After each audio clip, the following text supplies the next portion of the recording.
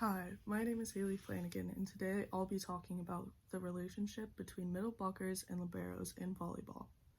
In volleyball, middle blockers and liberos both serve very different purposes, but without each other, the team wouldn't be able to function.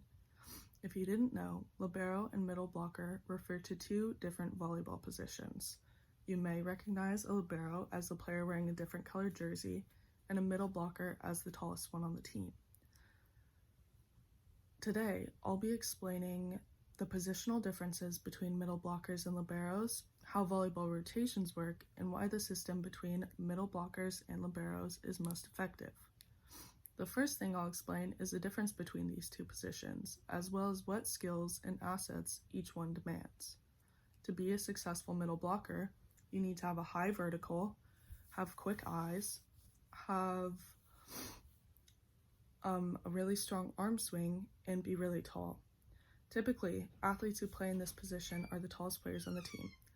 Middle blockers exclusively play in the front row, so they need to be proficient in hitting and blocking. There are times when a middle blocker will need to pass, serve, or set, but those won't happen nearly as much as they need to hit and block. Liberos, on the other hand, exclusively play in the back row. To be successful in this position, you need to be on the shorter side, fast on your feet, willing to hit the ground, and have a good platform to pass. Contrary to middle blockers, liberos are typically the shortest ones on the team. As you can see here, the libero is the guy in this red jersey. The liberos also need to be the best passers on the team, and they need to be able to set well. Setting is the libero's responsibility if the setter, who's playing in the back row, passes the first ball. Hitting and blocking are two skills that liberos don't need to worry about, as they only stay in the back row. So, how do these two positions relate if they're so different? As I mentioned previously, middle blockers exclusively play in the front row, while liberos exclusively play in the back row.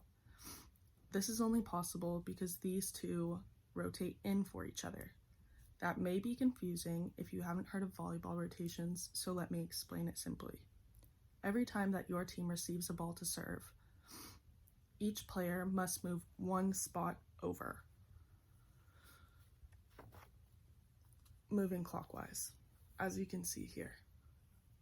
There are a total of 6 different rotations until everyone is back in the same spot that they started in.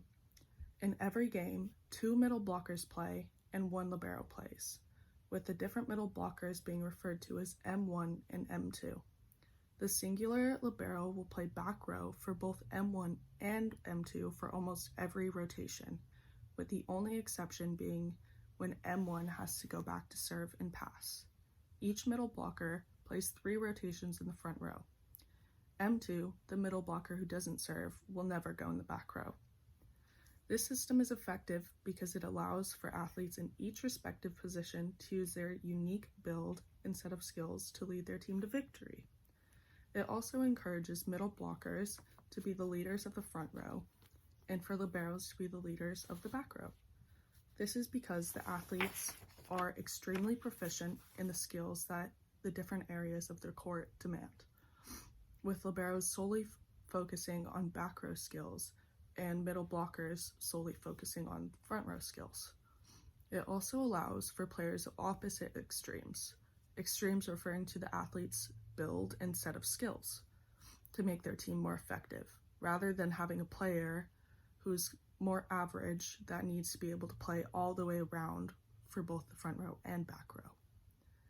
In conclusion, middle blockers and liberos both serve their team in their own distinct ways, but without each other, their teams would be much less extraordinary. Thank you.